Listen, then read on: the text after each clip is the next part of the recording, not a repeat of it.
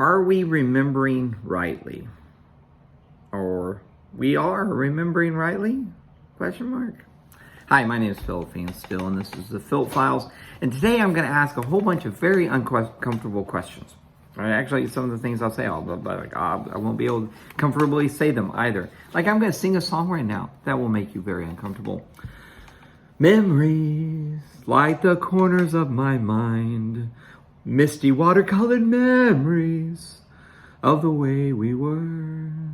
Shattered pictures of the life we left behind. Yeah, if that's not quite the right way you remember it, yeah, God, I messed it up. Okay, so 9/11, it's been 20 years since the events of September 11, 2001. It's the 20th anniversary, and one of the big refrains is never forget. And this bothers me for a couple reasons. Because in order to remember correctly or rightly, you must have learned rightly. You cannot remember something correctly that you learned incorrectly, right? That's not how memories work, right? If anything, they deteriorate with time. They don't fix themselves, all right? So I kind of want to go back and ask some questions. Now, some of these questions, I'm very patriotic. I love my country. I love America. And so the questions I ask are not meant to attack America, meant to attack the people defending America. Many great men and women have lost their lives and given their lives, have been wounded and injured, and have sacrificed much over the last 20 years. So my question is more, okay, did we remember this correctly? Do we understand this correctly? And is history repeating itself? So I'm going to ask some questions. Forgive me if they offend you. It's not my intention, but let's just jump right into it. 9/11. How many towers fell on 9/11? And along that line,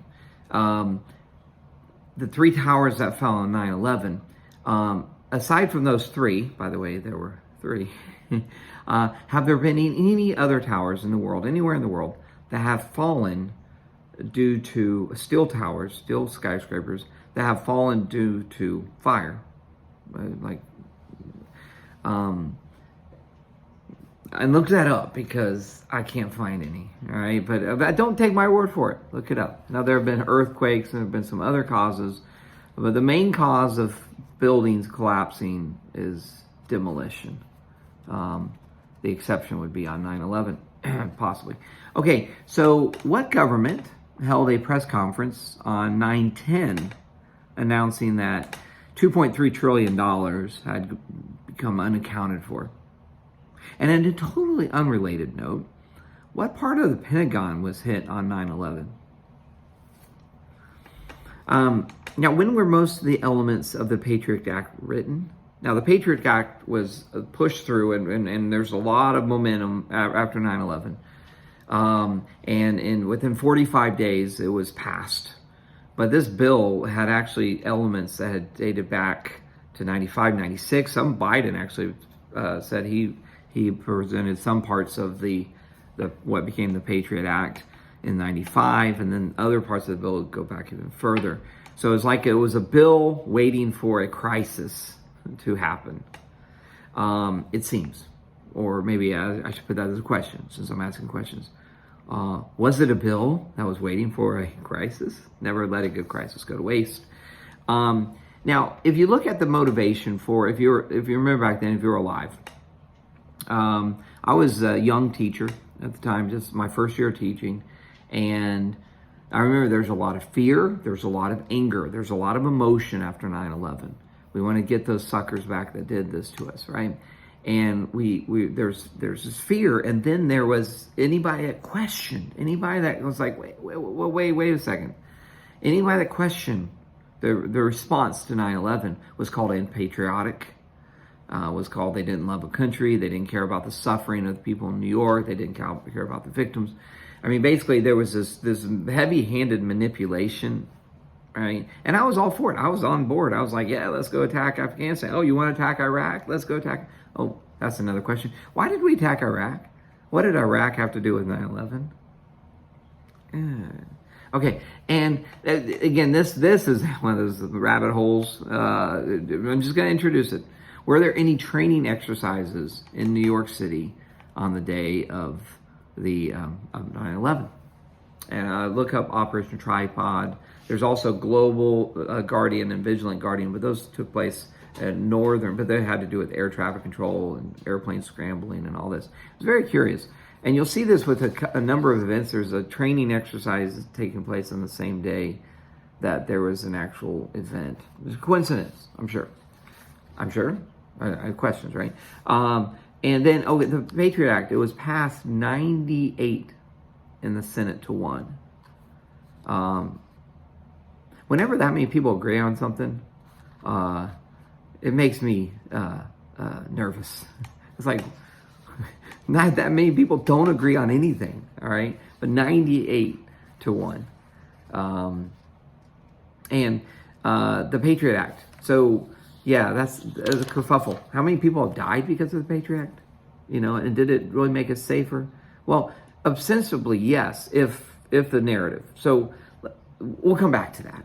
Well, actually, we'll talk about it now. So 9/11, when I used to teach this as a social studies teacher, I taught this. I'd get tears in my eyes as I talk about Flight 93 and Todd Beamer. My dad has this book, and I visited a place in Wheaton College where they have like a food hall or something dedicated to Todd Beamer, and let's roll, okay. And I would cry, I would tear. I mean, it was a powerful story.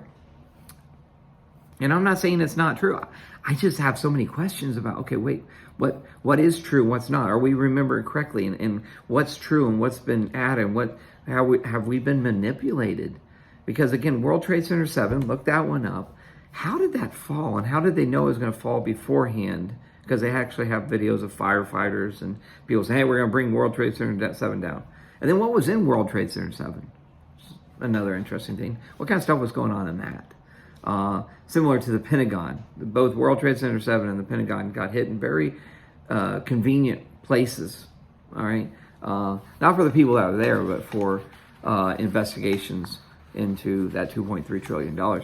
Okay, so now let's go back. So never forget, well, that's actually goes back to the Holocaust. So is there a connection? Yes, I'm going to see if I can make that in this video. The Holocaust, that was where the source of never forget. But what do we remember about the Holocaust? What most people remember about the Holocaust, I'm going to project here, is the Nazis. Bad Nazis. Punch a Nazi. It's anti-fascist. Let's punch a Nazi. Let's be fascists as we punch fascists. Okay. But was there more to it than that? Look up the MS St. Louis. Were there other countries willing to take the Jews? Because the Germans, the Jew, it was known as the Jew problem. And again, racism, anti-Semitism, and we're going to come back to that. But were there other countries that were complicit, that refused to take the Jews? And it was Britain refused to allow them to immigrate to Palestine, to the Palestinian mandate. So Britain was complicit. And America, with the MS St. Louis and others, we turned away people. And then, did the world care about genocide? Because there was another genocide 30 years earlier that was completely forgotten. And actually, Hitler kind of used that, and those people that came up with the final solution, they're like, oh, these people did it 30 years ago. Nobody cares. We can do this. So there's some weird things about the Holocaust that kind of lead into another thing here in a minute. Is when you study the Holocaust, and I've studied, I've read about Treblinka, Auschwitz, and the Mengele, and the Death Angel at Auschwitz, and just stuff that will just, there's no other way to describe it but demonic. It's not even human. What they were doing is like, how can you be so evil? How can this be possible? And yet it happened. But at the end of the war, they actually prioritized the high command, they prioritized the killing of the Jews over getting their troops, relocating the troops, getting supplies to their troops. So that they had a certain amount of trains. They were they were prioritizing the slaughter of the genocide of the Jews over saving their own country. Where's the logic in that? At some point, if I were the high command, I'd be like, okay, let the Jews do it. We got to save our country, right? No, they're prioritizing the slaughtering of the Jews over saving their own country. There's something weird. And I think that points to something deeper. Come back to it. Okay. And so what happened to all the scientists and the data from the Holocaust? Okay. So after World War II, what happened to that? Look up Operation Paperclip. What is Operation Paperclip? What's the origins of NASA? And now that gets into a whole thing. I'm not going to go too far down that rabbit hole. But one thing that I do know, because it's something I'm real interested in, is the embrace of evolution.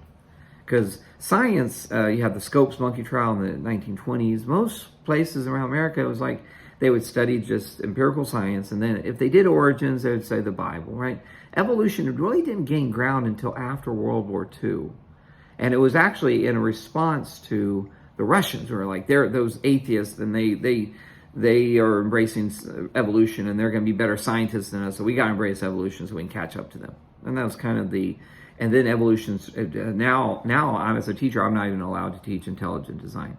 Now, I'm working on that, but, I mean, they're so afraid. I was like, oh, you can't even teach, you got to teach evolution. Ooh. Okay, and then fluoride in the water. Fluoride, that was actually used in death camps. How was it used in death camps? Okay, questions. How was fluoride used in death camps? What was the purpose? What was the purpose of fluoride in death camps? And then why are we using it in our water and our toothpaste? All right, that would be interesting to look up. I'm also kind of curious about flat Earth antagonism. I'm not a flat earther. Okay, I've done some of my own experiments. Went to Colorado and was measured and kind of did some trigonometry, and I don't think I did it right, but I've researched. I'm not a flat earther, but I'm willing to listen, and I'm not anti. I'm like, hey, if you got a good argument, I'll listen. But there seems to be so much antagonism toward that. If people are stupid, let them be stupid. Okay, but why is there so much antagonism toward that? That's always, to me, when people overreact to something, I'm like, okay, why? I remember one of the first things, phrases I remember hearing from church was, when you throw a rock into a pack of wolves, the wolf that gets hit yelps. And that's always kind of stuck with me. Why is it, when we get a reaction, there's usually something there, okay? I don't know if I broke my toe, but I kind of hurt my toe this summer with my kids, and we were on in the Lake Keystone, and I stubbed my toe on this water thing, Jellystones, really cool place. But and whenever I'd stub my toe, for weeks after that, it would.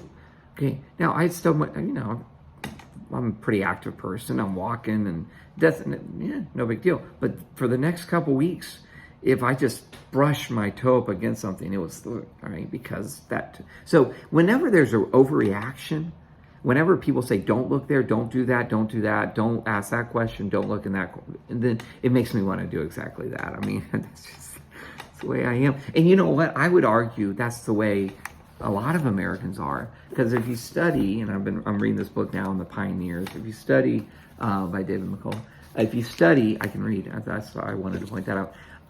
If you study America, we were founded by people that were willing to leave their home, willing to travel across the ocean, and we're pioneers, brave people. I mean, our fathers were not like complacent. Let's hide in a hamlet somewhere. No, they were adventurous. And so Americans kind of have a contrarian personality. You tell us what to do. You tell us to go left, we're going to go right, or at least me. Maybe I'm weird. Okay, not maybe. Okay, so, and then with NASA, again, I won't go too down on the NASA rabbit hole, but why are all the NASA missions named after Roman gods? I mean, yeah, that like Apollo, Mercury, Gemini, where is that? Why do we do that? Okay, so then it gets into the Nazis. So the Nazis, after World War II, we know they came to America. We know they helped to establish NASA, and a lot of their science came to America. And we won't get into ethical dilemmas there of using Nazi scientists. They use of fluoride. There's a lot of stuff the Nazis did. We brought to America and then we utilized it, rocket power especially. But where did the rocket power come from? So this gets into, again, not too deep, but who is Prometheus? What role did he play? And there's a lot of movies now introducing this, going back to the Prometheans or Prometheus. One of the alien movies was Prometheus.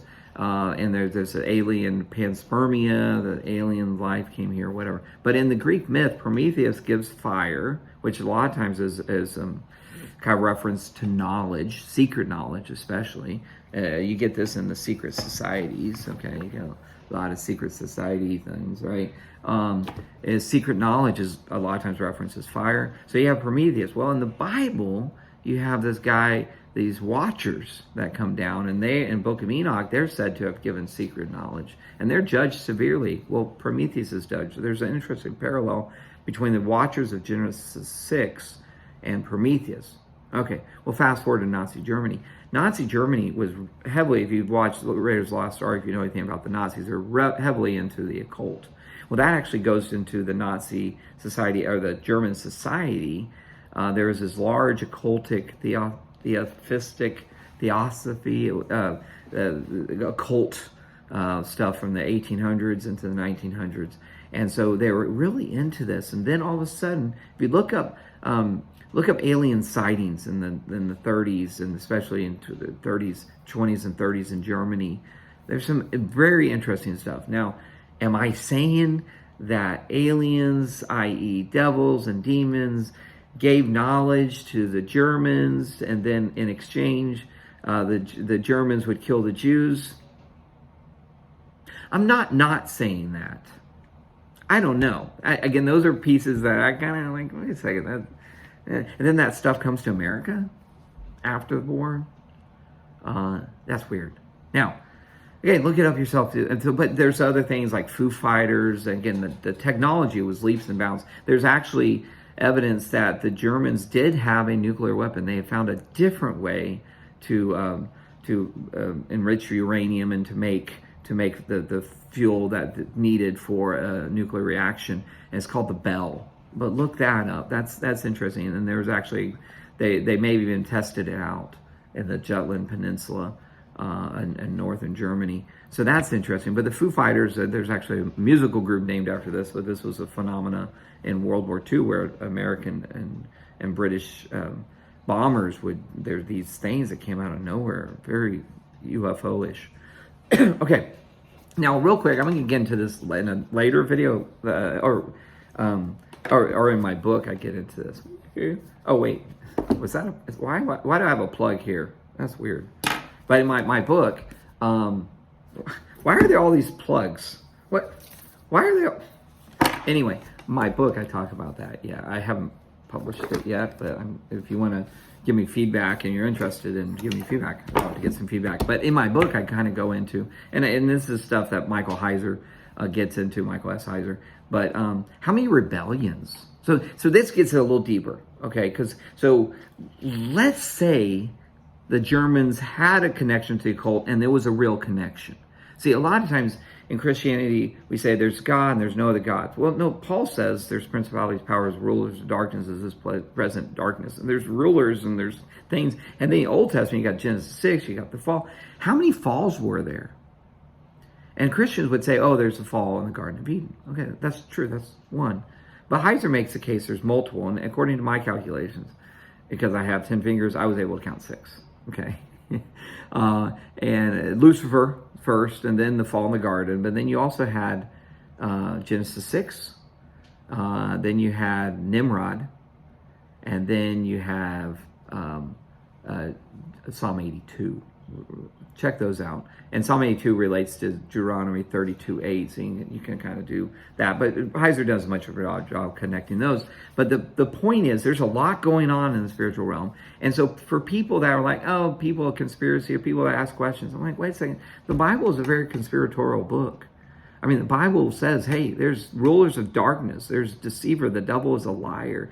There's a great deception. Bible says it's a lot more complicated and there's a lot going on. And then as Christians, we're like, no, just love everybody. And I love people too, but truth is, you love people by telling them the truth, not by just placating them and telling them what they want to hear. That's not love. That's being a coward.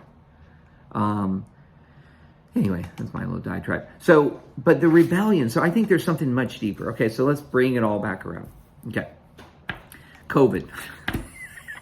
Are we being tricked again? As George Bush eloquently said, there's an old saying in Tennessee, I know it's in Texas, probably in Tennessee, that says, fool me once, shame on you. Fool me, if you can't fool me again. And George W. Bush. All right. Bush did 9/11. How many times are we going to let ourselves get fooled? How many times?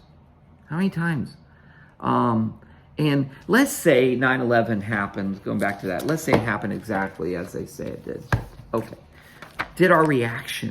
Was our reaction appropriately? Let's say Osama bin Laden, Al-Qaeda, they did all that, and even though Osama bin Laden was a CIA asset in the 90s, okay, forget about 80s and forget about all that. Let's say it all happened the way that the 9/11 report and all these people say it happened. Okay. Did our reaction match? Was our reaction appropriate? Was the Patriot Act? Was the invasion of civil liberties? Was the invasion of Iraq? Was the invasion of Afghanistan? Was all this justified? Was this war on terror that's probably going to go on forever if we let it? Was this all justified? Well, now let's go to COVID. See if we can see connections here. One, we're not really concerned about the origins. No one's asked about World Trade Center 7. It's not even in. World Trade Center 7 is not even in the official report. It's like, it's not even worth their time. And then when it was brought up and people were like, wait, how did a steel frame 50-story building fall that wasn't hit by a plane? How did it fall? And how did they know about it ahead of time? How was the news saying, hey, this building fell and it's still in the background? How did this all happen? Well, they just ignore it. Well, the origins of COVID. I think this is actually really important.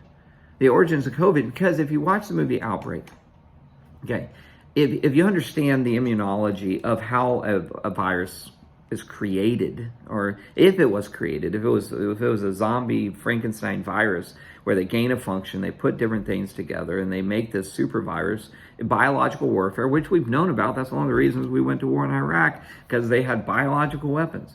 So China's developing biological weapons, and America, through Fauci and the NIH, is funding it.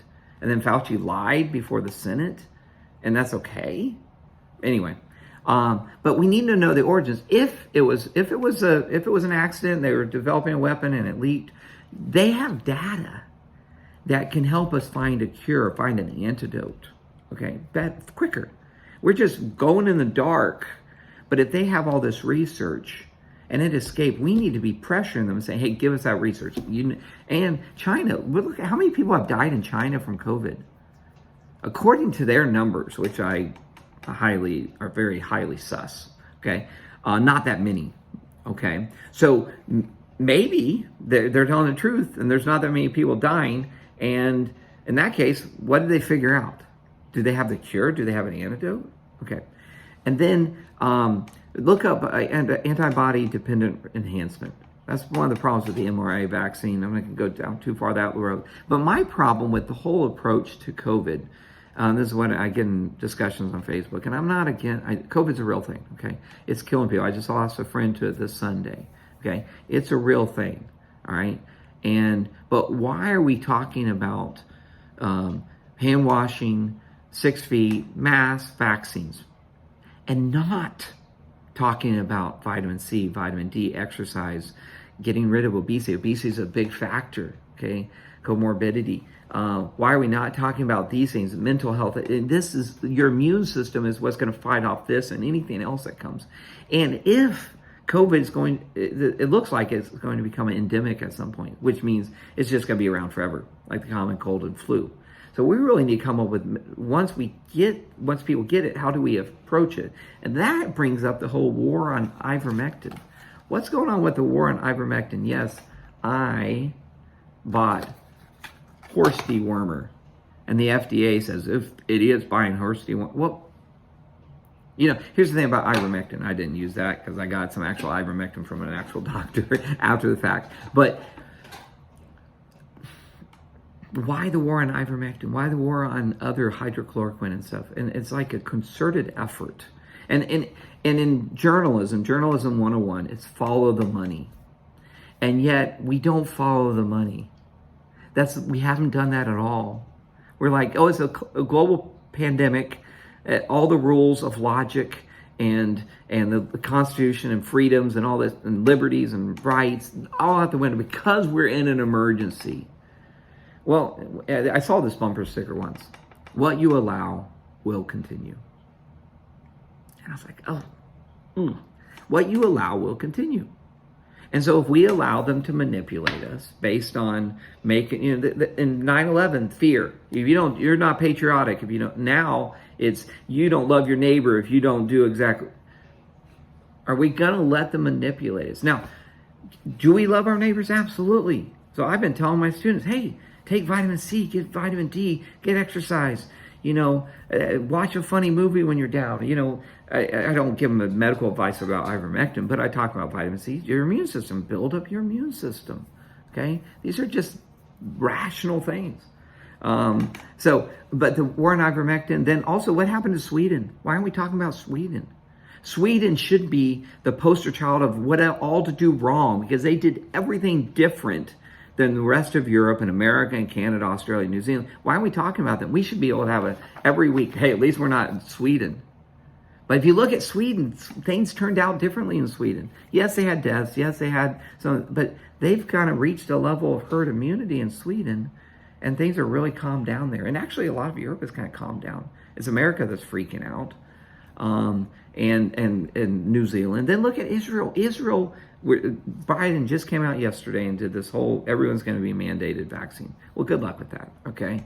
Not good luck with that. I don't want to bless that at all. I rebuke that. That's not okay, okay? If you think, and this goes back to World War II, the Nuremberg Code, you cannot force people to take experimental medicines. Oh, well, the FDA approved it, so it's okay. Yeah, the FDA. If you think they're now a political hack group, then yeah. But Israel, they had max vaccinations, and then they had major outbreaks. Are we talking about that? No, let's just not talk about that. Let's get everybody max vaccinated over here. Anyway, so a little personal aside. I remember this, and I'll close with this. I remember in high school, it was high school or college, youth pastor was saying, hey, when you shouldn't kiss until you're married. I think that was the argument. Because what happens is when you're dating somebody and attracted and the birds and the bees, right? Wherever you go in the dating relationship. So if you hold hands one day, the next time you're together, you'll immediately go to holding hands, okay? If you hold hands and kiss, then the next time you're going to hold hands and kiss, right? You're going to immediately go to the last precedent. The last thing you did that you were okay with, you're going to immediately go to that.